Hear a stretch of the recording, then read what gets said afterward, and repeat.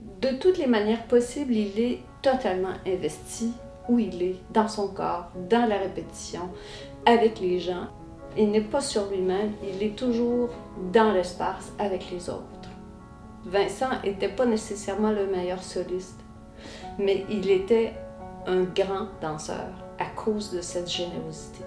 Et c'est cette chose-là qu'on voyait sur la scène, alors que moi j'étais étudiante ou jeune professionnelle, et qu'on le regardait sur un plateau à danser Catsuli Carmina ou Carmina Burana, et de n'avoir envie qu'il revienne. Il était capable de remplir la salle Wilfrid Pelletier, à lui tout seul. Et c'est cette chose-là qu'on veut accéder comme danseur, c'est cette présence-là. C'est la personne qui m'a appris le mot présence. Et non pas parce qu'il me l'a dit, mais parce qu'il l'a manifesté. C'était la personne au Grand Ballet canadien à cette époque-là qui avait le plus de présence sur la scène. Quand il a dansé Carmina Burana, quand il a dansé Catsuli, quand il a dansé Cérémonie, Tommy, L'Oiseau de Feu, c'est à ce moment-là qu'on s'est rendu compte de l'immensité de cette présence, de cet engagement-là qui déborde du corps et qui s'en va dans un espace et qui s'en va jusque dans l'espace des champs. C'est la personne qui identifie mieux pour moi encore aujourd'hui, 45 ans plus tard, le mot présence. Je l'identifie à Vincent Warren. En dansant, on ne pense pas qu'on fait l'histoire. On danse parce qu'on aime ça. Je pense que c'est Agnes de Mille qui dit que la danse écrit sur l'air.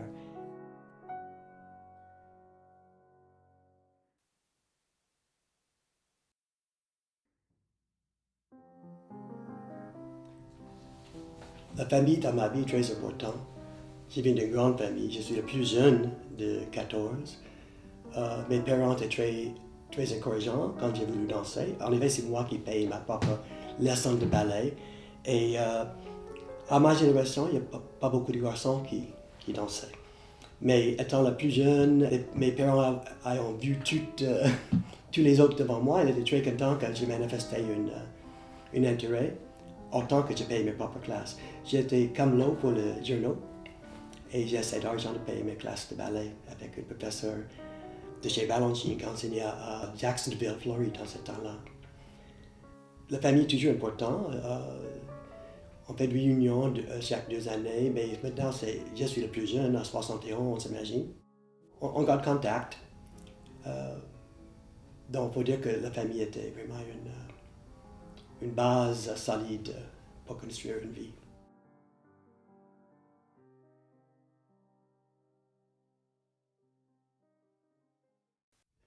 Ma vie était si différente de le reste de ma famille, dont mes frères et mes sœurs n'ont pas vu de spectacle de ballet. Ils sont un peu incultes sur le sujet. Ils ne savaient pas de mon succès. C'est rarement qu'ils m'ont vu en spectacle parce que ma carrière se faisait surtout à Montréal et en tournée aux États-Unis. Quand les Grands Ballets canadiens faisaient Tommy, pour instance, au moins une frère vient me voir parce que ça jouait à New York et une nièce à Chicago. Mais ils ne sont pas déplacés pour voir les Grands Ballets canadiens. Souvent, si les Grands Ballets canadiens passaient de proche de Jacksonville, oui, ils se déplacent. Mais ils n'ont jamais vraiment compris qu'est-ce que c'était ma carrière. Parce que c'est si différent que le reste de ma famille. Tous mes frères sont des hommes dans les affaires, dans le militaire, etc. Et j'étais si différent, et ma vie était différente. La chose qui était émouvante, c'était quand je faisais ma retraite à l'âge de 40 ans, à la place des Arts, Brian McDonald faisait Adieu Robert Schumann pour moi. Et c'est curieux que 8 des fans de ma famille sont déplacés.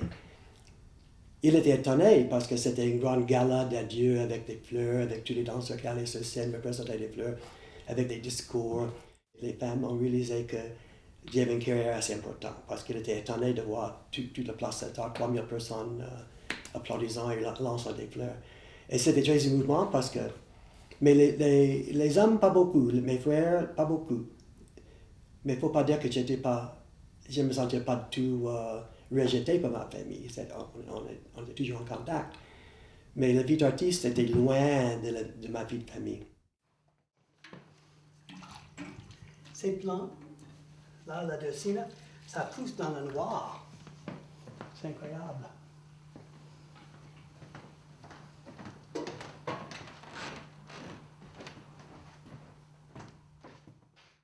Il n'y avait pas beaucoup de culture à Jacksonville. Il y avait une orchestre symphonique, mais quelconque.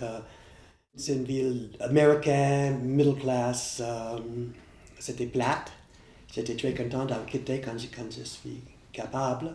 La seule évasion culturelle qu'on peut passer, c'était le cinéma. Et en effet, j'ai vécu beaucoup dans le cinéma. J'ai commencé la danse à cause de ce film, Le Soulier Rouge, The Red Shoes, qui était vraiment une merveille. Un rêve en Technicolor, une fantaisie sur le ballet qui n'est pas de parenté avec la réalité, mais ça a lancé mes rêves. Et aussi les films de Hollywood qui avaient la danse comme Sid Charisse, qui était une excellente danseuse classique en effet. Donc j'ai vécu pour ça, pour le cinéma, parce que, et pourtant ça c'est peut-être la réalité pour beaucoup de jeunes aux États-Unis dans ces années-là. Jacksonville n'était pas tellement une ville cultivée.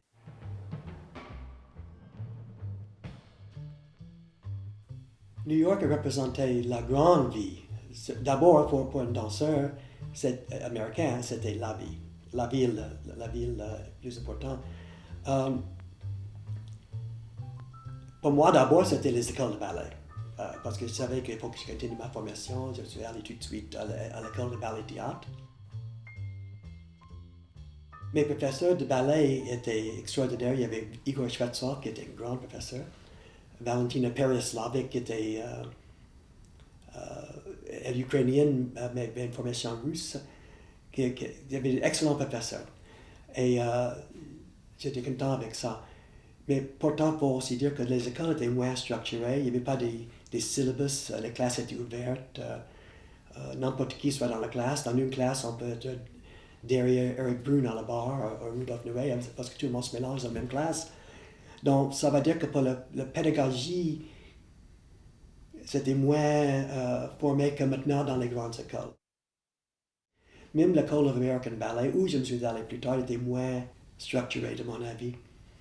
Donc, c'était effervescent culturellement. On sentait vraiment les artistes et tout ça, mais je regrette un peu d'avoir pas eu une formation plus dirigée avec une but. En effet, je me suis quitté ma formation trop tôt. Après une année aux États-Unis, à New York, j'étais pris dans l'Opéra Métropolitain, dans le cours de ballet. Anthony Tudor était le professeur qui était là, un grand chorégraphe. Mais je n'ai pas vraiment complété ma formation comme il faut. Je sais, j'ai toujours su. Vivre à New York, c'était de plonger dans un monde de culture. Pas seulement la danse, mais aussi la peinture, la musique, le théâtre. dont j'ai appris beaucoup. Quand j'ai dansé dans l'Opéra Métropolitain, le corps de ballet, c'est la dernière chose dans les opéras. Mais on faisait des spectacles avec des corps et costumes par Cecil Beaton, par Eugene Berman, qui était une grande peintre. Les grands chanteurs étaient là. Callas est venu quand j'étais là, Tebaldi. Donc j'ai participé dans des spectacles d'une grande qualité. Et aussi, le Metropolitan Opera, qui n'est pas le même édifice que maintenant. C'était une ancienne opéra à l'italienne, sur 39e rue, avec des loges, des lustres, et une ambiance magique. Et je suis toujours consciente de le bonheur et de la bonne chance que j'ai commencé ma carrière là, parce que j'ai appris beaucoup de l'art dans cet édifice.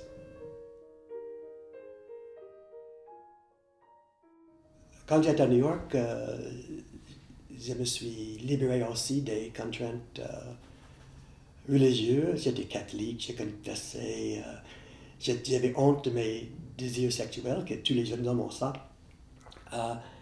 Mais là, petit à petit, je les ai tombés, ces contraintes. J'étais jeune, j'étais beau, j'étais invité partout à cause de ça aussi. Il faut dire qu'il y avait des portes qui s'ouvrent à la jeunesse. Donc j'ai rencontré des gens très intéressants. La vie homosexuelle était cachée un peu dans ces années-là. Il y avait...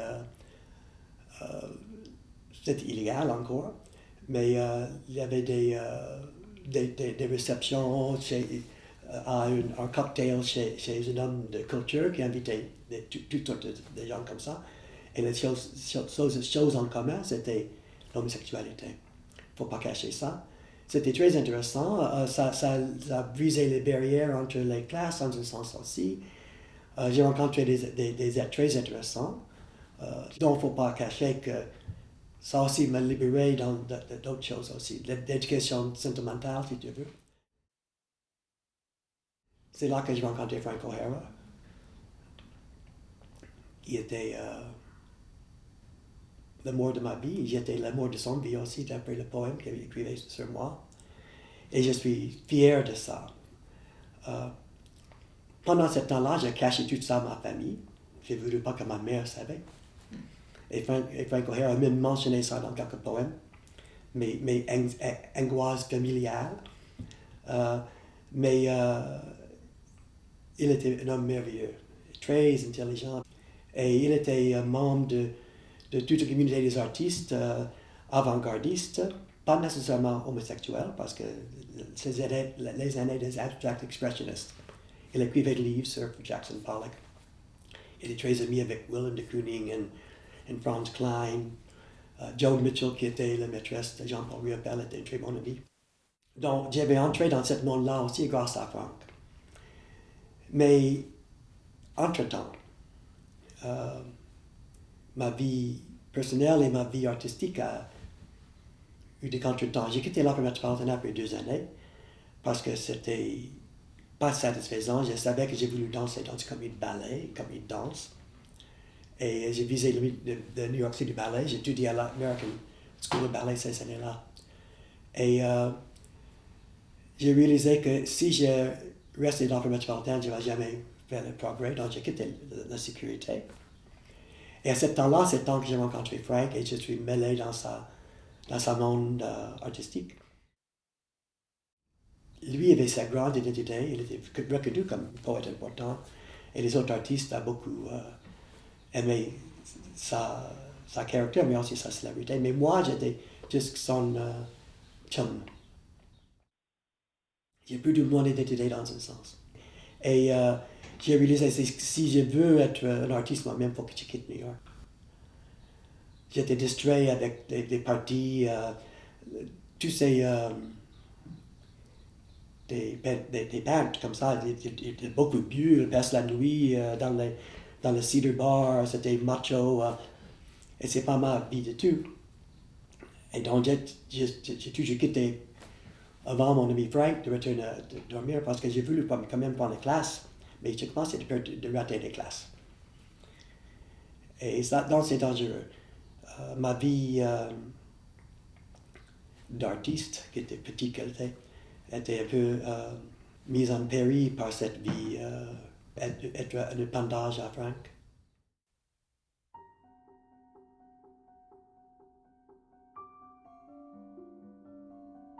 Entre-temps, j'ai pris le cours de danse contemporaine avec Merce Cunningham.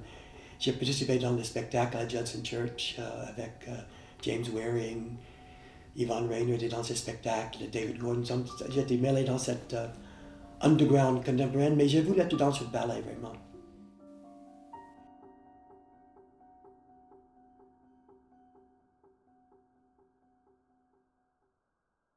J'ai rencontré des danseurs au Grand Ballet canadien quand j'étais à tourner à Montréal avec l'Opéra Metropolitan en 1957. Et quand ils sont venus à tourner, les Grands Ballets canadiens à Long Island, je me suis allé voir le spectacle et j'étais frappé par la qualité. J'étais vraiment surpris parce que le nom des Grands Ballets canadiens était si prétentieux. Et cette petite compagnie, il y avait une quinzaine de danseurs. Mais le bon goût, la qualité le raffinement de la présentation, l'unisson de la cour de ballet, c'était vraiment impressionnant. Eric Hurst était le premier danseur, Margaret Mercier était la ballerine. Donc j'étais impressionné. Et j'ai rencontré Madame Cheriaïev, qui était une surprise parce qu'elle était si jeune, elle est venue très jeune, une beauté extrême. J'ai toujours dit ça, mais c'est toujours là. Elle ressemble à Garbo. Elle avait cette grande front et cette allure européenne et sensible. Et elle me demandait si je suis intéressé de venir à Montréal. C'était OK, peut-être. J'ai signé un contrat pour 2 mois. J'avais 61 au Grand Ballet Canadien. Il y avait une saison de 2 fins de semaine, pas beaucoup de spectacles, peut-être seulement 3 spectacles, à Her Majesty's Theatre. J'étais dans le cours de ballet, mais j'étais si motivé que ça faisait une grande impression, je pense.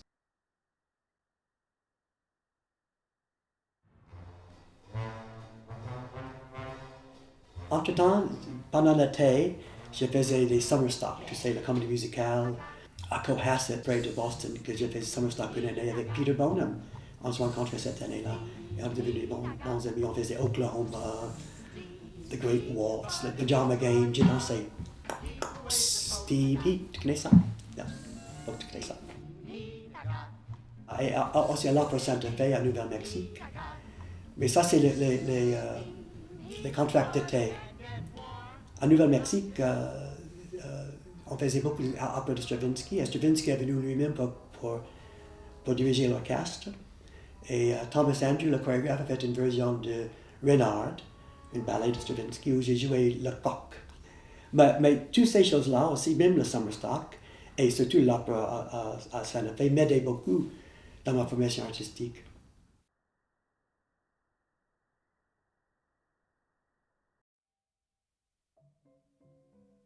La relation avec Frank O'Hara, c'est... On était peut-être 2 ans ensemble tout le temps, 59 à 61, mais après ça, j'ai commencé à venir plus souvent à Montréal et d'ailleurs, et ça tombait un peu.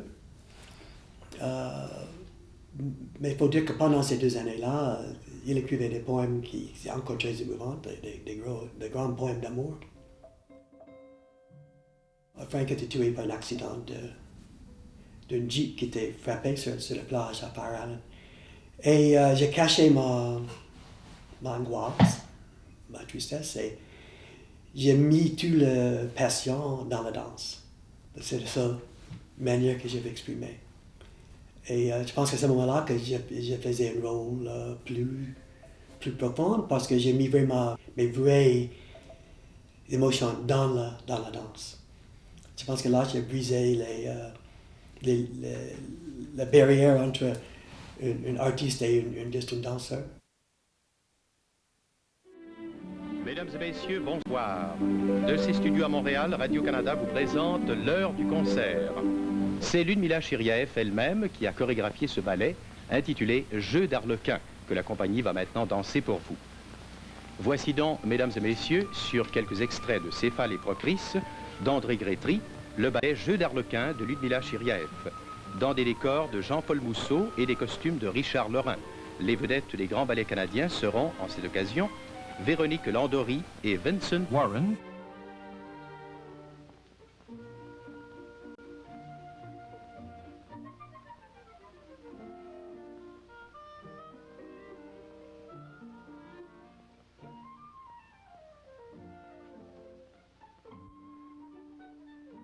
Vincent était un partenaire merveilleux. Il était très très bien, il était très attentif. Et il était très fort, extrêmement fort. Même, je vous raconte une histoire, c'était incroyable. On avait une session de photos. Il y avait 5 photographes dans la salle, et nous, on posait, on faisait des choses sur scène, ils photographiaient. À un moment donné, j'étais en costume justement de la fille mal gardée. Il a pris une pose assise. Il a pris en dessous, on fait le pied ici, et puis après il me lève comme ça. Et tout d'un coup, les photographes n'avaient plus de films. Il fallait changer les films dans les caméras. Il ne m'a pas posé. Il m'a laissé là-haut. Je suis restée là-haut assise au bout de son bras. Parce que lui disait que c'était plus facile pour lui de me tenir en l'air comme ça que de me baisser et de me remonter. Alors j'ai passé à peu près 3 ou 4 minutes assise sur sa main. À tel point il était fort. La compagnie était très hiérarchisée, c'est-à-dire que les corps de ballet, c'était nous, les 18-19 ans, et les premiers danseurs, c'était des personnes de l'autre génération précédente qui avaient quand même une dizaine, une quinzaine d'années de plus que nous. Donc, c'était de véritables exemples pour nous, et je dois dire qu'il y a eu à cette époque-là une pléiade de premiers danseurs, parce qu'il y avait des Sonia Taverner, Vincent, Richard Beatty, Véronique Landry, Marjorie Lambert, étaient vraiment des personnes qui nous donnaient exemple de ce que c'était qu'un premier danseur. Je pense que c'était surtout son côté de prince charmant, de par sa beauté physique, mais aussi parce qu'il irradiait le rêve pour toute jeune fille, l'incarnation de tous ces personnages dont on rêve quand on va vers la danse classique en particulier. Il a dansé tellement de rôles parce qu'il y avait un important répertoire quand même à la compagnie.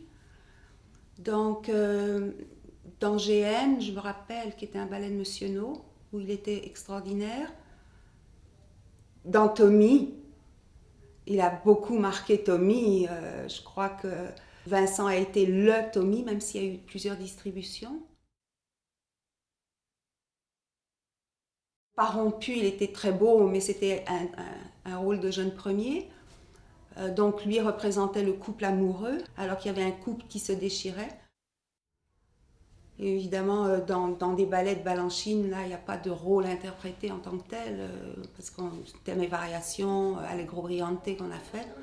Donc là, c'est la pure esthétique, la beauté, les lignes, ci et ça. Il y a l'oiseau de feu, j'ai oublié l'oiseau de feu. L'oiseau de feu. Et où il était extraordinaire aussi dans les partisans, la première section des partisans et puis après la métamorphose.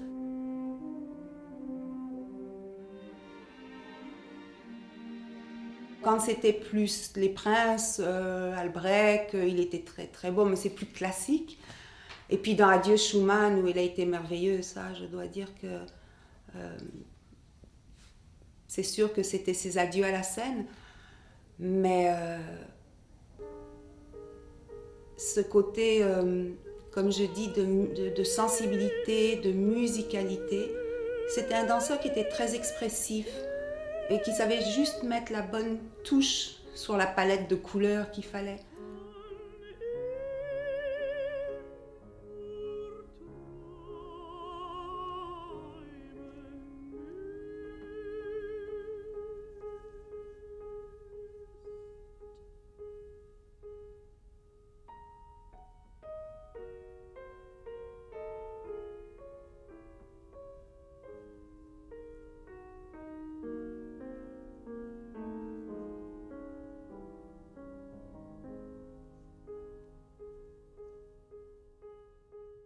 C'était quelqu'un qui avait le sens du dramatique, il avait le sens du jeu de théâtre.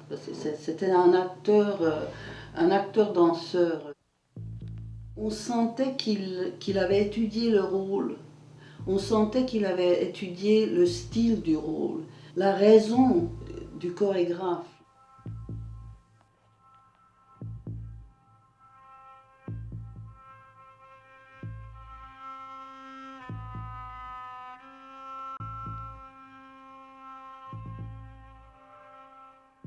C'était quelqu'un qui, comme un acteur, il avait étudié la pièce, si vous voulez.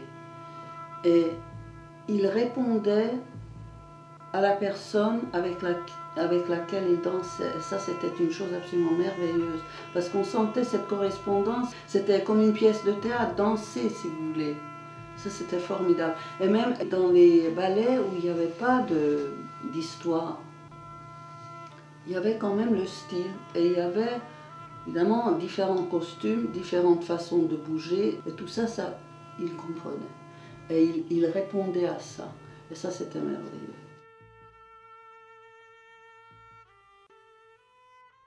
Je suis fier, en certain sens, de maîtresse physique, c'était ma position comme partenaire. Je savais que, peut-être parce qu'il ne faut pas passer à quelqu'un d'autre que moi, mais je savais que j'étais une bonne partenaire. J'ai appris à danser avec une ballerine en faisant. À New York, à l'American School, tout ce qu'on faisait, c'était des séquences de mouvements. Personne n'avait expliqué exactement comment tenir. C'est en faisant que j'ai appris. Et aussi, chaque danseuse est différente. Il faut avoir différents élans, il faut différents supports. L'idée, c'est d'être là pour l'aider à trouver son équilibre. Il ne faut pas qu'elle perde contact avec le plancher.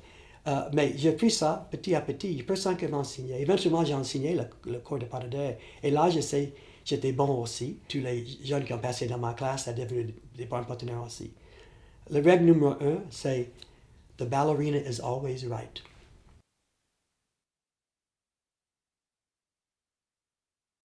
J'ai dansé beaucoup de ballets dans ma carrière et j'ai beaucoup de chance parce que j'ai travaillé avec souvent des chorégraphes originales de ces œuvres comme David Lechine dans Le Bal de Cadet, où j'ai dansé le tambour majeur, un rôle de beaucoup de panache. Mais aussi, Fernando a créé des œuvres sur moi. Et à New York, quand j'ai dansé avec James Waring, c'était une création. C'est merveilleux de travailler avec un créateur. Mais aussi, j'ai dansé les grands rôles de répertoire. Au Grand Ballet Canadien, on faisait La Fille mal gardée, où j'ai dansé avec Véronique Landry. On avait beaucoup de joie à danser ça, parce qu'elle est une femme espiègle elle-même. C'était de bon casting pour elle. Et Madame Thiriat faisait une chorégraphie qui s'appelle Canadiana, où j'ai dansé avec André Miller. Mais les grands rôles de répertoire, comme Giselle, ça c'est vraiment très important pour moi. Le rôle d'Albrecht, le prince, dans Giselle, c'était une question d'acting autant que la danse. J'ai eu la chance de travailler avec Anton Dolan, Sir Anton Dolan plus tard. Il avait déjà monté ça pour moi et mon partenaire Christy Mertens à Guatemala, où j'ai dansé comme artiste invité. Et la préparation était détaillée. Dolan était un ex-danseur de chez Diaghilev, qui dansait Giselle avec Olga Spasitseva, une des grandes ballerines du XXe siècle.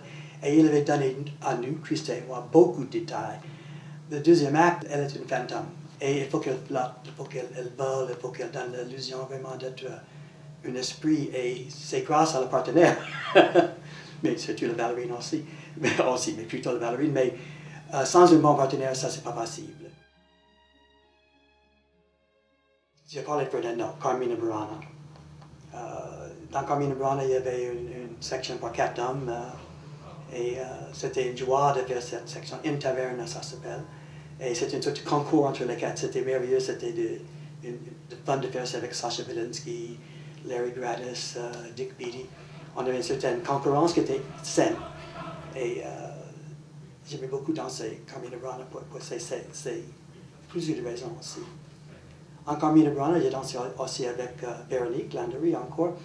Et comme tu disais, Véronique en Roméo et Juliette était une actrice, danseuse très intelligente. Elle avait une technique incroyable quand même.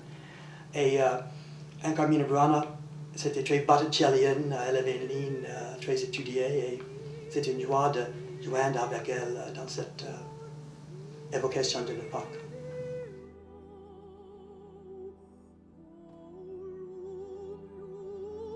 Il y avait aussi Norman Walker qui faisait la chorégraphie de Triomphe d'Aphrodite, qui était Norman Walker et John Butler, l'autre grand chorégraphe canadien, sont deux ex-danseurs de Martha Graham. Et on a dansé ces rôles au Grand Ballet Canadien à pieds nus, et quelquefois sur le même programme, on danse les rôles de Balanchine, très classique. C'est une des richesses des Grands Ballets Canadiens de l'époque, qu'on a porté au public montréalais, canadien et européen, en effet, un répertoire si varié.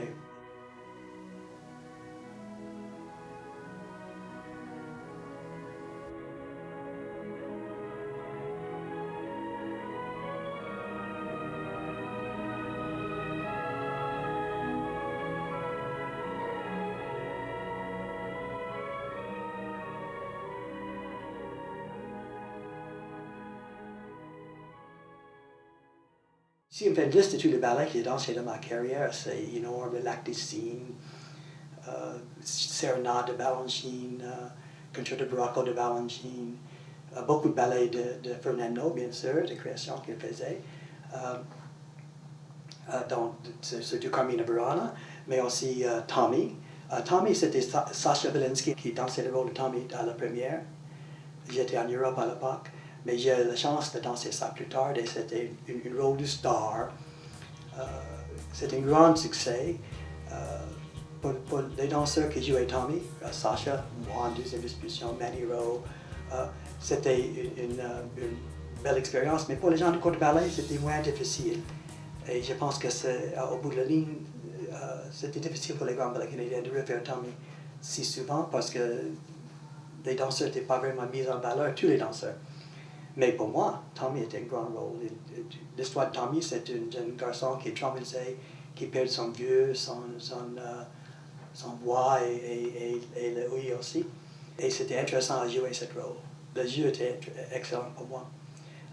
Aussi, Fernand faisait Cantique de Cantique. C'est un ballet avec une livrée de Michel Comte, qui était lui-même chorégraphe. Il y avait le beau Jean Leclerc, le comédien, qui jouait là-dedans aussi. Le rôle joué, le rôle dansé. Et Cérémonie. Après le succès de Tommy, qui était un rock ballet, Fernando qui était vraiment croyante, Fernando a toujours gardé une foi dans la religion. La cérémonie, c'était la messe. Il y avait un offertoire. En effet, il y avait la fameuse tapisserie de Madame Louise Bérubé, Lemieux, à la place des Arts, qui représente le moment où tous les danseurs représentent la même pose que les apôtres de Christ dans la dernière scène. J'ai joué le rôle de Christ un peu. On faisait un pas de deux basé sur le Notre Seigneur. C'était un autre effort. C'était moins grand succès que Tommy, mais c'était quand même intéressant. Je ne parlais pas de Casse-Noisette. Casse-Noisette, on dansait sans cesse au Grand Ballet canadien, et c'est très important parce que c'était vraiment classique. Et les danseurs doivent retourner toujours au classique pour nourrir leur technique. La technique de ballet, c'est vraiment la base pour toutes les danses. Tu peux prendre des techniques de danse actuelles qui sont basées sur la respiration, sur les poids et toutes les choses naturelles. C'est important aussi. Mais le ballet a une technique qui est bâtie sur des siècles d'expérience d'analyse sur le corps humain. Les idées que les gens se plaignent en disant c'est innaturel, ils se plaignent de quelque chose qui est scientifique. La colonne vertébrale droite, l'endroit des jambes, le coude arrondi pour exercice, pas pour danser comme ça tout le temps, mais pour prendre la maîtrise de ton corps, pour avoir une technique, pour faire des autres mouvements. C'est la base le plus, l'idéal.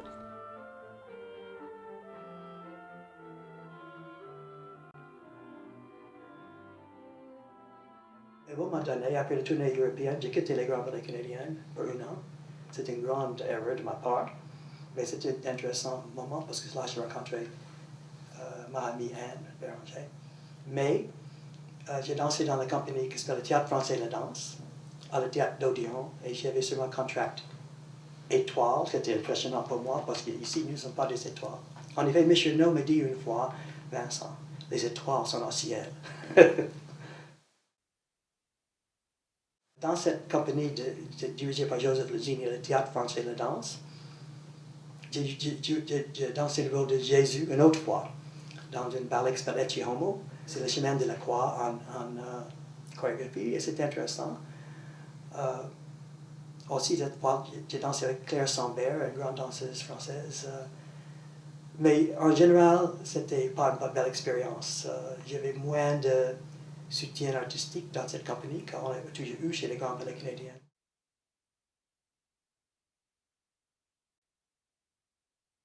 Madame Chirailleff était une femme inspirationnelle. Elle nous encourage, sa coaching était merveilleuse. Elle savait exactement comment aller chercher chaque artiste ses propres qualités.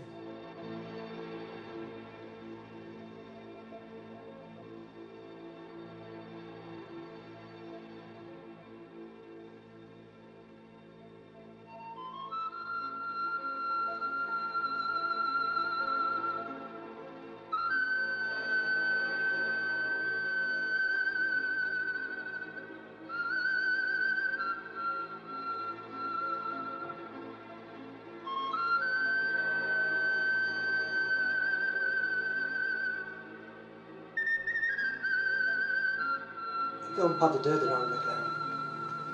Alors c'était merveilleux.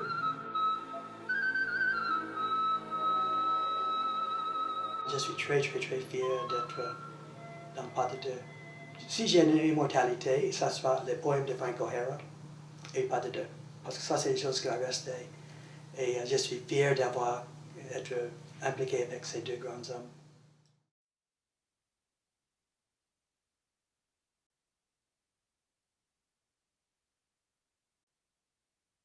C'est Jean Renaud qui avait ouvert la porte envers la culture québécoise pour moi. Jeanne avait une école, Peter Bonham était là, elle avait écouté Place Royale. Elle était vraiment plantée dans le milieu des artistes. Elle est dans ce monde de la revue globale. Elle cherchait des danseurs pour faire des spectacles. Et Mme Chiriac était des étudiantes de l'école. Jocelyn Renaud, Daniel Roy, Nicole Vachon. Et elle m'invitait pour danser avec elle et avec Françoise Riopelle. Et j'étais très content parce que ça me manquait un peu le côté contemporain. Au Grand Ballet, on faisait juste ballet à cette époque-là. Et j'ai dansé contemporain à New York. Donc j'étais très content. Mais Jeanne avait collaboré avec des compositeurs, Gilles Tremblay, avec des bandes comme Rita Letendre, Lise Gervais, Fernand Leduc. Elle a connu tout ce monde-là. Et grâce à elle, j'ai réalisé qu'il y avait cet autre monde qui était différent que le monde anglophone.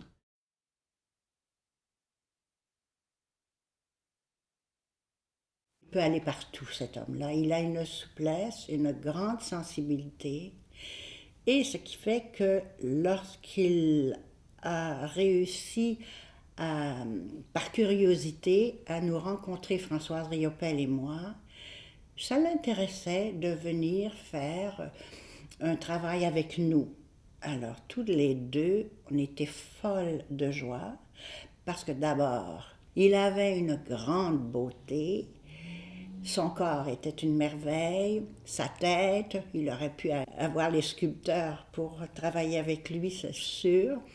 Et toutes les danseuses et les danseurs qui travaillaient avec lui étaient fascinés par lui, sinon amoureux ou amoureuses. Son travail en contemporain, en sortant de son monde classique, avait une telle ouverture d'esprit, ça nous a vraiment touchés énormément.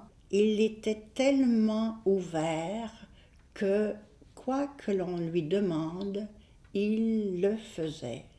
Alors, c'est dans ce sens-là où je pourrais dire que Vincent Warren, c'était un grand artiste, c'est un grand interprète, créateur dans son monde à lui.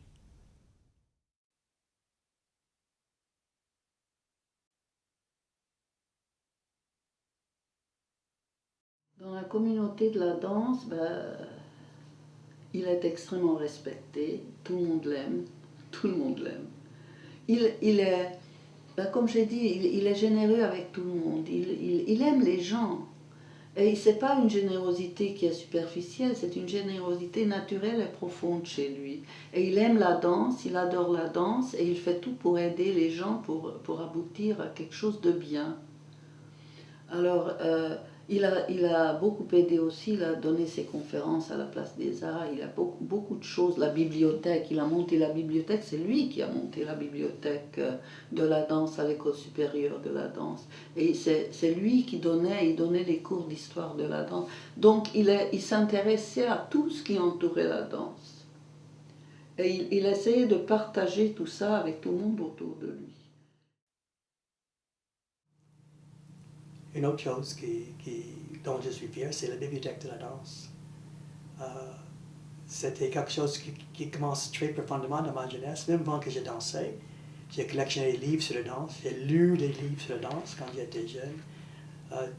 The Complete Book of Ballets de Cyril Beaumont, qui est comme une Bible. J'avais ça quand avant même que j'ai pris le cours de ballet. Et au fil de ma vie, j'ai collectionné des livres. être en tournée avec l'Art métropolitain ou avec les grands ballets canadiens, j'allais toujours dans les boutiques de livres usagés, de bouquinistes, et je cherchais les livres de danse, et les anciennes magazines, de dance magazines, des choses comme ça.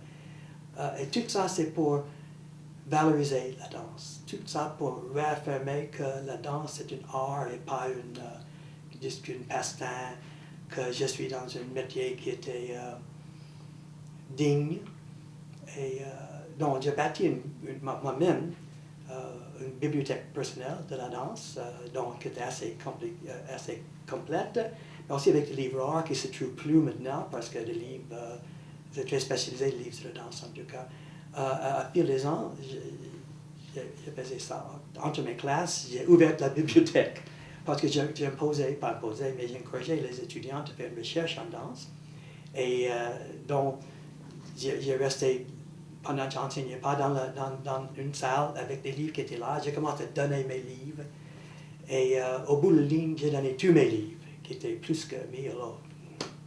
Je ne sais pas. Et en plus que ça, j'avais aussi des grandes collections de gravures sur la danse. Il ne reste pas beaucoup à la maison, mais les murs ici étaient couverts des lithographies de Taglioni, de Fanny Hustler, des choses du 18e siècle.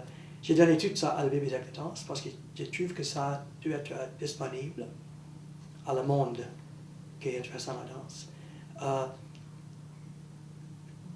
Comme je faisais ça gratuitement, au fil des ans, l'école a réalisé que c'était un acquis et commence à donner une budget pour acheter un peu de livres. J'ai sollicité des dons. Il y a beaucoup de monde de la monde de la danse, sachant que ça existe, qui donnent le livre aussi. Et si on a des doubles, on demande permission et on vend ces livres pour acheter, avec l'argent, acheter des nouveaux livres qui sortent. Ça fait maintenant longtemps, mais maintenant il y a une vraie bibliothécaire, Marie-Josée Lecourt, qui était en charge et je suis très content avec son travail et je suis fier d'avoir une héritière comme elle en charge de ce trésor, parce que c'est un trésor, la bibliothèque de la danse. Je ne sais pas si à Montréal on est conscient que cette bibliothèque-là est la plus, je pense que c'est la plus documentée et la plus belle bibliothèque de danse et autres, parce que c'est ouvert aussi, du Canada. Et au fond, Vincent, c'est un bûcheur, c'est un travailleur qui systématiquement, lorsqu'il abordait quelque chose, il le faisait à fond. Donc sa danse, oui, mais après, comme carrière terminée en tant que danseur, parce que c'était un interprète, il se refusait à faire de la chorégraphie alors qu'il aurait très bien pu le faire. Quand il est arrêté de danser, il fallait quand même que sa vie d'artiste continue, parce que lui, on n'enlève pas ça, le côté créateur d'un être, d'un artiste. Alors il a continué, et c'est dans la bibliothèque, les archives, et la générosité vis-à-vis de tout le monde de la danse, et mon Dieu, quelle merveille d'avoir ces documents-là grâce à lui. Il allait chercher des livres et des livres et des vidéos et des films. C'était absolument fascinant. Il revenait des fois en autobus avec des quantités folles de livres. Et bien sûr, vous allez filmer dans sa maison. Sa maison, c'est un musée, c'est un petit musée. C'est absolument incroyable. Mais ça définit très clairement ce qu'est Vincent. Encore aujourd'hui. Et il faut dire que quitter la scène, quitter la danse, pour un danseur, c'est extrêmement difficile. C'est comme une mort prématurée. On perd complètement notre identité. Et toute notre vie était autour de la préparation pour la danse. On pense à ça tout le temps. On n'a pas beaucoup de chance pour d'autres choses dans la vie. Et tout d'un coup, tu trouves sans préparation pour notre position, pour notre identité. Et à 40 ans, qui est la moitié d'une vie normale, on est fini. Et c'est vraiment très douloureux. C'est difficile de rencontrer les gens et être présenté et dire, mais que faites-vous dans la vie? On ne peut pas dire, j'étais premier danseur comme non. C'était très difficile à apprendre ça. aussi un changement physique extrêmement radical parce que la vie quotidienne d'une danseuse, c'est la danse. On transpire et tout d'un coup, on ne fait pas ces exercices. Moi, j'ai toujours un problème de poids dans ma carrière. J'ai toujours un régime. À l'âge de 40 ans, à dernier spectacle, j'avais le lourd de quelqu'un de 23 ans. Grâce à le travail. J'étais beau, jeune, beaucoup de poids, beaucoup de cheveux. Mais dans un an, j'ai devenu un homme de 40 ans, bédonneux. Et ça, c'est vraiment une chose radicale aussi de vivre dans la vie. On perd d'identité, on perd de fierté. C'est très dur. Lorsqu'on a fait les adieux, et ça s'appelait Adieu Robert Schumann, je crois, le public, je crois qu'il avait eu 8, 10 ou 12 rideaux qui réouvraient, les applaudissements n'arrêtaient pas. Et il m'avait dit après, Jeannot, il fallait que ça arrête parce que j'étais en train d'éclater.